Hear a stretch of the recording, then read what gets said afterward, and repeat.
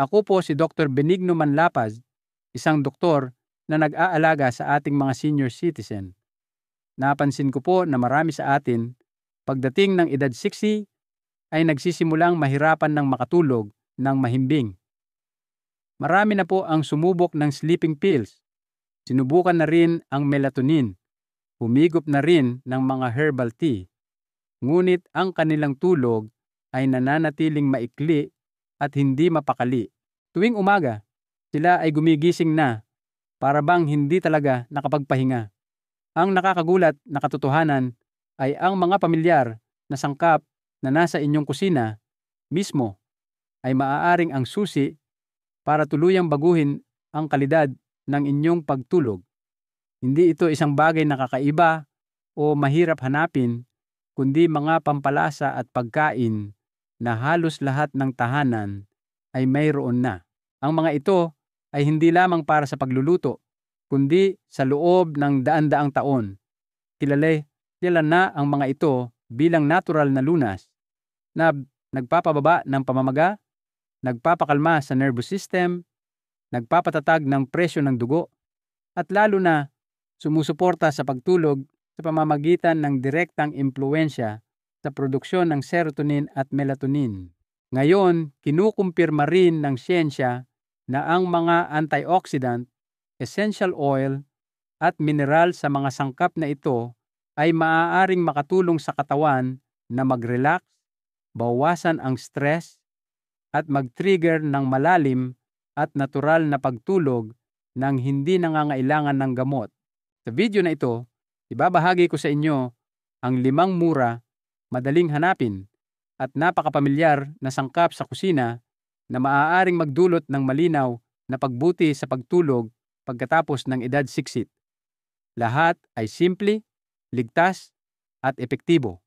At ang sangkap bilang isa ay hindi lamang tutulong sa inyong makatulog ng mas mahimbing, kundi susuportahan din ang paggaling ng buong katawan. Kung mahalaga sa inyo ang pagtulog, siguraduhing panoorin hanggang sa dulo upang hindi ninyo makaligtaan ang pinakamahalagang bahagi. Kung naghahanap kayo ng natural na paraan para bumuti ang pagtulog, mangyaring mag-subscribe sa channel at i-on ang notification bell ngayon din upang sa tuwing magbabahagi ako ng bagong paraan, kayo ang unang makakaalam. At ngayon, simulan na natin ang listahan. Iisa-isahin ko mula sa ranggo 5, pababa sa ranggo 1 para malinaw ninyong makita kung paano makakagawa ng malaking pagbabago sa inyong pagtulog ang bawat pamilyar na sangkap sa kusina. Tandaan, minsan, isang maliit na pagbabago lang sa inyong pang-araw-araw na gawi sa pagkain ay sapat na para makalikha ng malaking pagkakaiba sa paraan ng inyong pagpapahinga sa gabi. Ranggo number 5, luya. Isang banayad na panggabing ginhawa para sa mga senior. Sigurado po akong pamilyar na kayo sa luya. Ang luya ay hindi lamang isang pampalasa sa pagluluto.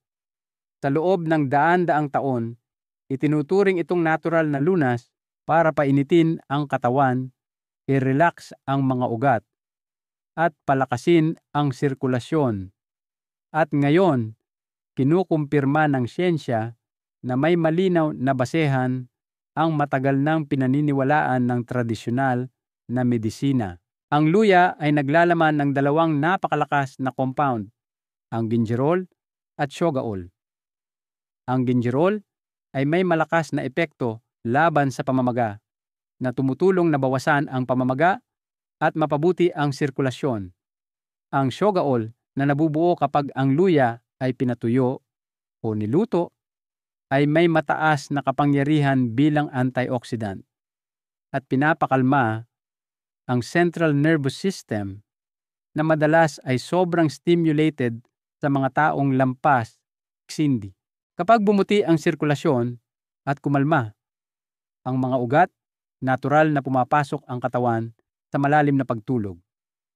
Isang pag-aaral na inilathala sa Journal of Ethnopharmacology ay nagpakita na ang luya ay maaaring makatulong na i-regulate ang cortisol, ang stress hormone, at itaguyod ang produksyon ng serotonin, ang neurotransmitter na nagpapahintulot sa katawan na lumikha ng melatonin. Ito ang susi para mas mabilis makatulog at mas mahimbing ang tulog. Kung kayo ay higit sa isita, alam ninyo ang pakiramdam ng malamig na kamay at paa sa gabi, ang mabilis na tibok ng puso, o ang hirap sa paghinga kapag nakahiga. Ang luya ay maaaring direktang tugunan ang mga problemang ito. Ilang maliliit na pag-aaral ang nagpakita na ang pag-inom ng mainit na salabat sa gabi ay nakakatulong na maging mas mainit ang pakiramdam sa mga kamay at paa, pabagalin ang tibok ng puso, at hayaang dumating ang antok ng natural nang hindi ito pinipilit. Higit sa lahat, ang luya ay hindi nagdudulot ng dependency tulad ng sleeping pills. Hindi nito kayo iiwang groggy sa umaga. Hindi nito nilalabo ang inyong memorya at hindi ito magastos. Isang maliit na piraso lang ng luya sa inyong kusina ay sapat na para makapagsimula. Kung sa tingin ninyo ay pili na pamilyar ngunit epektibo ang luya, paki-like po ang video na ito ngayon din para malaman kung nakakasunod kayo. Paano gamitin ang luya? May 3 simpleng paraan para gamitin ang luya bago matulog. Salabat na may kaunting asukal na pula, ang pinakamahinahong paraan. Ang init ng luya kasama ang bahagyang tamis ng asukal na pula ay nagpapadala ng malumanay na senyales sa utak na handa ng magpahinga ang katawan. Pagbabad ng paa sa tubig na may luya at asin, ito ay mas malakas. Kapag ang inyong mga paa na naglalaman ng 12 ng reflex points na konektado sa puso, utak, at nervous system ay ibinabad sa maligamgam na tubig na may luya at asin, lumuluwag ang mga daluyan ng dugo, bumubuti ang sirkulasyon, at mas maraming oxygen ang natatanggap ng utak. Ang resulta ay ang pag-activate ng parasympathetic nervous system na siyang ideal na estado para sa pagtulog. 20 minuto lamang ng pagbababad ng paa bawat gabi ay nakatulong na sa maraming tao na makapansin ng pagkakaiba sa loob lamang ng ilang araw. Salabat na may pulot at lemon. Ito ang pinakakumpleto. Ito ay hindi lamang isang formula para sa mahimbing na pagtulog, kundi pampalakas din ng immunity at kapayapaan ng isip. Ang luya ay nagpapainit ng katawan at nagbubukas ng mga daluyan ng dugo. Ang pulot ay nagpapatatag ng blood sugar at tumutulong sa serotonin na maging melatonin. Ang lemon ay nagdaragdag ng vitamin C at isang magaan na amoy na nagpapakalma sa isip. Ang isang tasang tulad nito na ininom 1 oras bago matulog ay maaaring gawing isang kaaya-ayang ritual ang gabi na gumagabay sa katawan sa pagtulog ng natural. Siyempre, ang luya ay hindi para sa lahat. Kung kayo ay may mataas na lagnat, kagagaling lang sa pag-inom ng alak, o may mga problema sa atay o tiyan, kumuonsulta muna sa inyong doktor bago ito gamitin. Huwag uminom ng masyadong matapang na salabat o sa loob ng maraming buwan na sunod-sunod dahil maaari itong makapinsala sa atay. Ngunit, para sa karamihan ng mga nakatatanda, ilang hiwa lamang ng sariwang luya na ibinabad sa maligamgam na tubig o isang nakaka-relax na pagbababad ng paa bago matulog ay sapat na para malinaw na matanggap ng katawan ang senyales na oras na para magpahinga.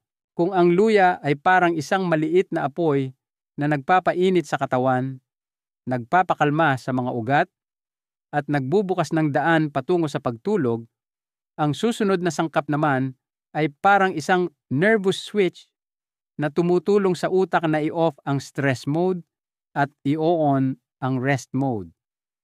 Ito ay isang pamilyar at murang sibuyas na halos lahat ng kusina sa Pilipinas ay mayroon.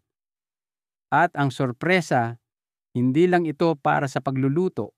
Maaaring ito mismo ang susi na tutulong sa inyong makatakas sa mga gabing hindi mapakali. Rango number 4, bawang. Isang natural na tulong sa sirkulasyon at pagre-relax. Maraming tao ang nag-aakala na ang insomnia ay problema lamang ng nervous system, ngunit ang totoo, malaki rin ang papel ng puso at sirkulasyon. Pagkatapos ng edad 60, madalas magdulot ang gabi ng mabilis na tibok ng puso at hindi matatag na presyon ng dugo na nagiging sanhi ng biglaang paggising sa alas 2 o alas 3 ng umaga.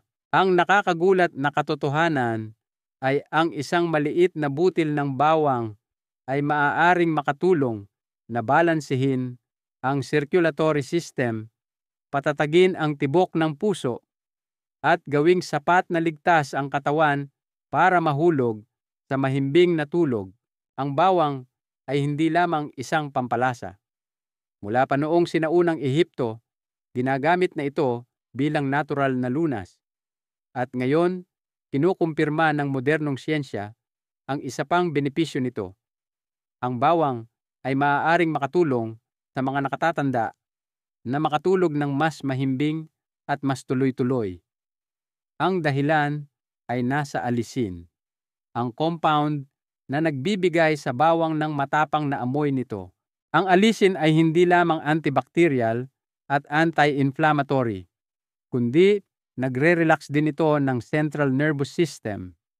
Nakakatulong itong i-regulate ang tibok ng puso, mapabuti ang sirkulasyon, bawasan ang bahagyang pagkabalisa, at lumikha ng isang kalmadong estado bago matulog. At higit sa lahat, ang bawang ay nag-stimulate sa katawan na gumawa ng serotonin, ang neurotransmitter na pundasyon para sa melatonin, ang hormone na kumokontrol sa sleep-wake cycle. Kapag matatag ang serotonin, mas madali kayong makatulog at manatiling tulog sa buong gabi. Isang meta-analysis noong taong 2000 ang nagpakita na ang regular na pag-inom ng garlic supplement ay maaaring magpababa ng systolic blood pressure ng hanggang 8 puntos. Huwag maliitin ang numerong iyan. Isang 5 mmHg na pagbaba lamang ay sapat na para makabuluhang bawasan ang panganib ng stroke at sakit sa puso. Dalawang pangunahing salarin sa likod ng mga problema sa pagtulog sa mga nakatatanda. Paano gamitin ang bawang? May 4 na simpleng paraan para gamitin ang bawang para sa mas magandang tulog. Lahat ay mura, madaling gawin, at sulit subukan ngayong gabi. Maglagay ng bawang sa ilalim ng unan. Ito ay isang katutubong lunas na nagmula pa sa panahon ng ating mga lolo't lola. Isang sariwang butil lamang, binalatan, at isinilid sa punda ng unan. Ang init ng katawan ay dahan-dahang maglalabas ng amoy ng bawang na tumutulong na linisin ang ilong, padaliin ang paghinga, at i-relax ang nervous system. Maraming taong humihilik o may problema sa paghinga sa gabi ang nagsabing mas gumanda ang kanilang tulog pagkatapos lamang ng ilang gabing pagsubok nito. Ipahid ang bawang sa talampakan.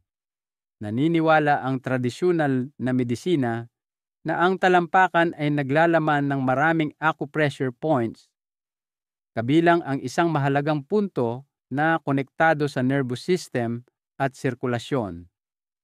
Kapag dinikdik ninyo ang 2 hanggang 3 butil at inilagay sa gitna ng talampakan sa loob ng 10 hanggang 20 minuto bago matulog, ang alisin ay nasisipsip sa balat, nag-i-stimulate sa mga punto, at lumilikha ng init at relaxation. Maraming nakatatanda ang nagulat na pagkatapos lamang ng 2 o 3 beses Hindi na sila nagigising ng alas 3 ng madaling araw tulad ng dati. Ngunit tandaan, huwag itong iwanan ng matagal dahil ang hilaw na bawang ay maaaring magdulot ng paso o paltos. Magsimula sa maikling oras at dagdagan habang nasasanay ang inyong katawan. Gatas na may bawang at pulot.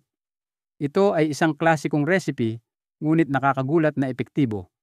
Kumuha ng 4 hanggang 5 butil, durugin at pakuluan kasama ang 1 tasa ng gatas sa loob ng mga 5 minuto. Kapag maligamgam na, magdagdag ng 1 kutsarang pulot. Inumin ito 30 hanggang 60 minuto bago matulog. Ang resulta, kumakalma ang mga ugat. Nagiging mas mainit ang pakiramdam sa tiyan. Nababawasan ang kabag, bumababa ang bahagyang pamamaga, at tumatanggap ang utak ng malinaw na senyales na oras na para magpahinga. Black garlic. Kakaunti ang umaasa na ang bawang na fermented sa loob ng 80 hanggang 90 araw ay makakatulong sa pagtulog.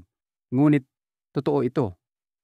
Ang fermentation ay hindi lamang nagpapalambot sa matapang na lasa, kundi pinaparami rin nito ng ilang beses ang antioxidant content.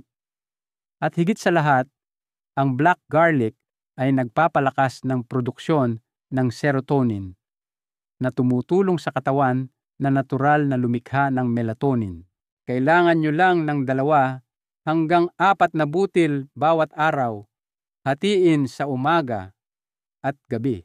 Kung ang bawang ay parang isang nervous switch na nagpapabagal sa tibok ng puso at nagre-relax sa utak, ang susunod na sangkap naman ay parang isang tahimik na tanod sa gabi. Nagdadala ito ng mainit na amoy na agad na nagbibigay senyales sa utak na oras na para magpahinga. Ranggo number 3, cinnamon. Mainit at mabangong suporta para sa balanse sa gabi. Maraming tao pagkatapos ng edad 60 ang nagigising hindi dahil sa ingay, kundi dahil sa pagbabago ng kanilang blood sugar. Nagiging hindi mapakali ang katawan, bumibilis ang tibok ng puso, at lumalabas pa ang malamig na pawis. Ang kawalan ng balansing ito ang dahilan kung bakit pira-piraso ang tulog. Ang cinnamon, ang pampalasa na madalas nating iniisip na pampalasa lamang, ay sa katunayan ang susi sa pagpapatatag ng blood sugar sa gabi. Dahil dito, ang utak at katawan ay nakaangkla sa mahimbing na pagtulog, hindi napapalit-palit sa pagitan ng pagiging gising at tulog. Sa tradisyonal na medisina, matagal nang itinuturing na mahalagang lunas ang cinnamon. Meron itong mga katangiang nagpapainit, sumusuporta sa panunaw, nagpapainit ng katawan, nagbabalanse ng sirkulasyon, at nagpapakalma ng isipan. Ngayon, inihayag ng modernong siyensya kung bakit. Ang cinnamon ay naglalaman ng cinnamaldehyde, polyphenols, at essential oils na bumubuo sa 18 hanggang 85% ng balat nito. Ang mga ito ay malalakas na anti-inflammatory at antioxidant compounds na nagpoprotekta sa mga nerve cells, nagbabawas ng oxidative stress, at nagpapakalma sa sobrang pagka-stimulate ng central nervous system. Isang klinikal na pag-aaral ang nagpakita na 1 hanggang 2 gramo lamang ng cinnamon bawat araw ay maaaring makabuluhang mapabuti ang insulin sensitivity, panatilihing matatag ang blood sugar sa buong gabi, at lubos na bawasan ang biglaang paggising. Hindi lang iyon, ang kakaibang amoy ng cinnamon ay nag-a-activate ng limbic system sa utak, ang sentro na kumokontrol sa emosyon at pagre-relax. Kapag naamoy ninyo ang cinnamon, bumabagal ang tibok ng inyong puso, bumababa ang cortisol, at automatikong lumilipat ang utak sa rest mode. Isang pag-aaral noong 2019 na inilathala sa journal na Nutrients ay nagpakita na ang cinnamon extract ay maaaring magpataas ng serotonin at melatonin, ang dalawang pangunahing hormone na kumokontrol sa sleep-wake cycle habang nagpapababa ng norepinephrine, ang chemical na nagdudulot ng tensyon sa nerbiyos. Nangangahulugan ito na ang cinnamon ay gumagana sa dalawang paraan. Pinapatatag ang katawan at pinapakalma ang isipan. Paano gamitin ang cinnamon? May ilang paraan para gamitin ang cinnamon para sa mas magandang tulog. Ibudbod ang cinnamon sa inyong hapunan. Isang maliit na kurot ng cinnamon powder sa oatmeal, yogurt o prutas sa gabi ay makakatulong na panatilihing matatag ang blood sugar sa buong gabi at bawasan ang biglaang paggising dahil sa mababang blood sugar. Mainit na tsaa ng cinnamon. 1 hanggang 2 stick lamang. Ilang hiwa ng luya na pinakuluan sa 300 ml ng tubig. Pagkatapos ay pinakuluan pa ng 5 minuto at pinatamis ng kaunting pulot. Inumin 20 hanggang 30 minuto bago matulog. Ang tsaa ng cinnamon ay nagre-relax ng mga daluyan ng dugo, nagpapabuti ng sirkulasyon, at bahagyang nagpapababa ng presyon ng dugo. Gumamit ng cinnamon essential oil. Ilang patak lamang sa isang diffuser ay maaaring gawing isang nakakakalmang espasyo ang inyong silid tulugan 20 minuto bago matulog.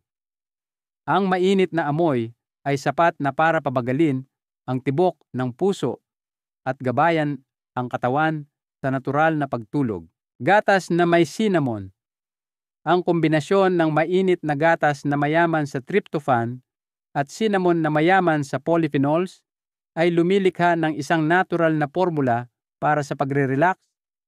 Ang tryptophan sa gatas ay tumutulong sa paggawa ng serotonin na nagiging melatonin.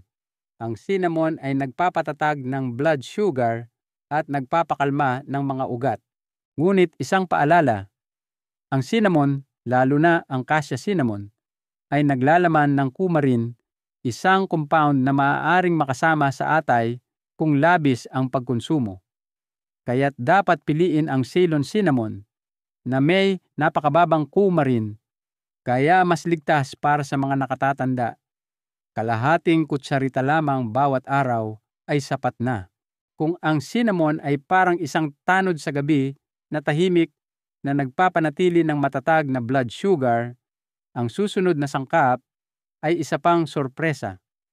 Matatagpuan ito sa halos bawat kusina, karaniwang iniisip na pampalasa lang, ngunit sa loob nito ay may mga compound na nagpapakalma sa mga nerbiyos at gumigising sa natural na melatonin. Ranguna mapadu, sibuyas. Isang simpleng katulong sa kusina na may epektong pampakalma. Inilalarawan ng ilang nakatatanda ang kanilang pagtulog bilang isang labanan. Pumipikit sila, ngunit ang kanilang utak ay patuloy na tumatakbo. Nagigising sila sa kalagitnaan ng gabi at nahihirapang makatulog muli. Ang sibuyas, isang pamilyar at simpleng gulay, ay may kakayahang pakalmahin ang nervous system, bawasan ang tensyon, at bigyan ng pagkakataon ang utak na magpahinga. Ang sibuyas ay hindi lamang isang gulay sa pagluluto. Sa loob nito ay isang imbakan ng mga bioactive compound na napatunayan ng modernong siyensya na direktang nakakaapekto sa nervous system at sa circadian rhythm ng katawan. Ang mga flavonoid at saponin sa sibuyas ay gumaganap na parang natural na sedatives na nagpapakalma sa nervous system pagkatapos ng isang nakaka-stress na araw. Nakakatulong silang bawasan ang pagkabalisa at stress, dalawang pangunahing dahilan kung bakit nahihirapan kayong makatulog. Bukod pa rito, ang mga sibuyas ay mayaman sa tryptophan, ang pangunahing sangkap na kailangan ng katawan para makagawa ng serotonin at melatonin. Ang serotonin ay tumutulong sa inyong mag-relax at ang melatonin naman ay tumutulong sa inyong matulog ayon sa ritmo. Magkasama silang lumilikha ng isang malalim, tuloy-tuloy at nakapagpapanumbalik lakas na siklo ng pagtulog. Isang randomized clinical trial ang nagpakita na ang onion extract ay maaaring makabuluhang paikliin ang oras na kinakailangan para makatulog at mapabuti ang kalidad ng buhay sa loob lamang ng ilang linggo. Paano gamitin ang sibuyas? May 4 na simpleng paraan para gamitin ang sibuyas para sa pagtulog. Magdagdag ng sibuyas sa inyong hapunan. 30 hanggang 50 gramo lamang ng hilaw na sibuyas sa isang salad o 100 gramo ng lutong sibuyas sa sopas o ulam ay sapat na. Para sa mga nakatatandang may sensitibong tiyan, mas mainam ang lutong sibuyas. Maglagay ng sibuyas sa ilalim ng inyong unan. Ito ay isang simpleng katutubong lunas. Hiwain ng manipis ang sibuyas at ilagay sa isang maliit na mangkook sa tabi ng unan. Ang banayad na amoy nito ay tumutulong na linisin ang ilong at padaliin ang paghinga. Maglagay ng isang garapon ng dinurog na sibuyas malapit sa kama. Kapag dinurog ang sibuyas, ang mga compound tulad ng phytoncides at tryptophan ay nailalabas sa pinakamataas na antas. Buksan lamang ang garapon malapit sa inyong kama at langhapin ang amoy sa loob ng ilang minuto. Tinunaw na katas ng sibuyas. Ito ang pinakamalakas na paraan. 1 hanggang 2 kutsarita lamang ng katas ng sibuyas na tinunaw sa 100 ml ng maligamgam na tubig na iniinom mga 30 minuto bago matulog. Siyempre, hindi lahat ay angkop sa sibuyas. Ang mga may allergy sa sibuyas, umiinom ng pampanipis ng dugo o may malubhang problema sa tiyan ay dapat mag-ingat. Kung ang sibuyas ay parang isang banayad na tulay na nagpapakalma sa mga ugat, ang huling sangkap naman ay parang isang tahimik na mandirigma. Hindi lamang nito pinapakalma ang nervous system, kundi binabawasan din nito ang pamamaga at sakit. 2 salarin na nagpapanatiling hindi mapakali ang mga nakatatanda sa gabi. At ang espesyal, naririyan lang din ito sa inyong kusina. Rango number 1, luyang dilaw, turmeric, ang gintong susi sa mahimbing na pahinga at paggaling. Mula sa edad na 60 pataas, ang talamak na pamamaga at pananakit ng kasukasuan ay nagiging pangunahing dahilan kung bakit napuputol ang tulog. Ang sakit ay nagpapanatili sa inyong hindi mapakali habang ang kakulangan sa tulog ay nagpapalala ng pamamaga. Isang masamang siklo na maaaring tumagal ng maraming taon. Ang luyang dilaw sa isang maliit na kutsarita lamang ay maaaring makatulong na putulin ang siklong iyon.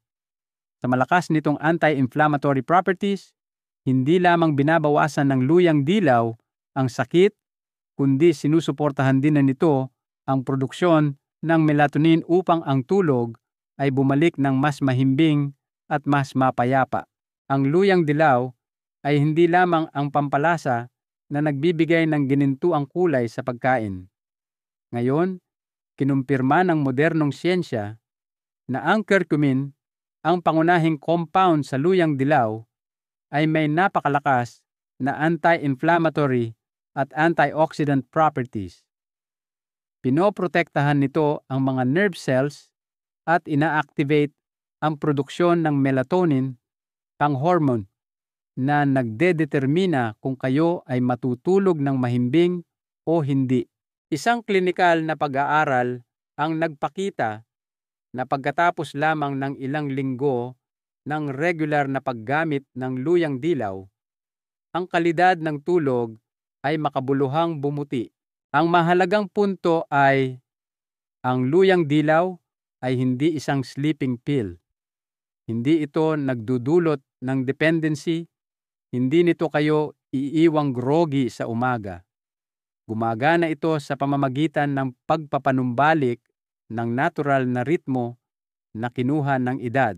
Paano gamitin ang luyang dilaw? May 3 simpleng paraan para gamitin ang luyang dilaw para sa pagtulog. Idagdag ang luyang dilaw sa inyong hapunan. 1 kapat na kutsarita lamang ng turmeric powder na ibinubudbod sa sopas, ulam, o ginisa ay sapat na para ma-activate ang mga anti-inflammatory effect nito at suportahan ang melatonin. Mainit na gatas na may luyang dilaw, golden milk. Ang recipe ay simple. 200 ml ng maligamgam na gatas, kalahating kutsarita ng turmeric powder, at 1 kutsarang pulot na hinalong mabuti. Ang gatas ay nagbibigay ng tryptophan, ang luyang dilaw ay lumalaban sa pamamaga, at ang pulot ay nagpapatatag ng blood sugar. Uminom ng 1 maliit na tasa mga 60 minuto bago matulog. Tsaan ng luyang dilaw. Pakuluan ang kalahating litro ng tubig na may 2 kutsarang turmeric powder sa loob ng 2 minuto. Hayaang lumamig ng bahagya at pagkatapos ay magdagdag ng kaunting pulot. Bawat gabi, 1 maliit na tasa na 100 hanggang 150 ml lamang ay sapat na. Gayunpaman, tandaan na ang luyang dilaw ay hindi para sa lahat. Ang mga taong may gallstones, kidney stones, umiinom ng pampanipis ng dugo, o may anemia ay dapat mag-ingat. Ang paggamit ng maliliit na halaga sa pang-araw-araw na pagluluto ay karaniwang ligtas. Ngunit kung plano ninyong gamitin ang luyang dilaw bilang tsaa, gatas, o supplement sa pangmatagalan, pinakamainam na kumuonsulta muna sa inyong doktor. Kita ninyo, para sa mahimbing na pagtulog, hindi ninyo kailangan ng sleeping pills. Hindi ninyo kailangan ng synthetic na melatonin. Sa pamamagitan lamang ng mga pamilyar at murang sangkap sa inyong kusina, maaari pa ring muling i-activate ng inyong katawan ang natural na ritmo nito. Pagkatapos ng siksinda, hindi kayo inabandona ng inyong katawan. Naghihintay lamang ito ng mga tamang senyales. 1 tasa ng mainit na salabat, 1 gintong baso ng gatas na may luyang dilaw, ilang hiwa ng sibuyas sa hapunan, o 1 maliit na butil lamang ng bawang sa ilalim ng unan ay maaaring sapat na para gabayan ang utak sa pamamahinga at hayaan kayong matulog ng mahimbing sa buong gabi. Subukan ninyo ito ngayong gabi at bukas ng umaga, mararamdaman ninyo mismo ang pagkakaiba. Kapag nakita ninyo ang mga resulta, bumalik kayo at ibahagi ito para magbigay inspirasyon sa iba na nakikipaglaban din sa mga gabing walang tulog. Isang mahalagang aral. Ang kalikasan po ay nagbigay sa atin ng mga simpleng solusyon para sa ating mga karamdaman. Hindi natin kailangan laging umasa sa mga mamahaling gamot na may mga side effect.